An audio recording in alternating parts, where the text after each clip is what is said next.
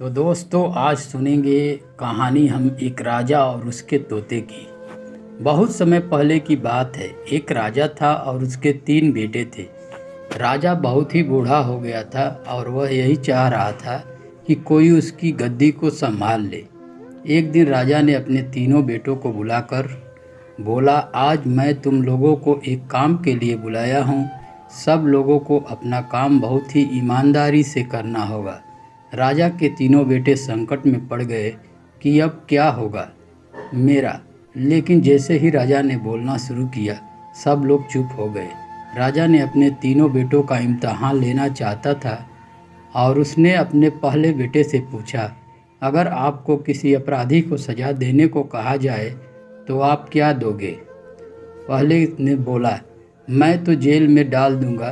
फिर दूसरे ने बोला, मैं तो फांसी दे दूंगा। फिर क्या था, राजा ने अपने तीसरे बेटे से भी यही पूछा। तीसरा बेटा बहुत ही चालाक था और बोला, पिताजी मैं आपको कुछ बताने से पहले एक कहानी सुनाना चाहता हूँ। राजा ने कहा, तो आप शुरू हो जाओ। तीसरे लड़के ने बोला, एक बहुत ही अमीर राजा था और उसका एक तोता पल रखा था और वह तोता से बहुत प्यार करता था। एक पल भी उसके बिना जी नहीं पाता था। एक दिन की बात है, तोता बहुत ही जिद करने लगा और बोला, मैं अपनी माँ से मिलना चाहता हूँ। तोते की इस बात को बार बार सुन राजा ने उसको जाने के लिए बोला और साथ में यह भी बोला, सिर्फ 1 सप्ताह में वह लौट कर वापस आ जाए। तभी तोता बहुत खुश हुआ और बोला, राजा आप बहुत ही अच्छे हैं, मैं जल्दी से वापस आ जाऊंगा। आते समय उसे एक जादुई फल मिल जाता है। उसने सोचा, क्यों न मैं राजा जी के लिए यही लेकर जाऊं। तोता जब वह फल लेकर लौट रहा था तब रास्ते में काफ़ी रात हो गई और वह फल को नीचे रखकर सो गया। जब वह सो गया तो एक सांप ने उस आम को खा लिया और वह आम जहरीला हो गया। तोता जब सुबह सोकर उठा तो आम को लेकर राजा के पास गया और बोला, महाराज मैं आपके लिए एक ऐसा फल लाया हूँ जिसको खाकर आप जवान और अमर हो जाएंगे।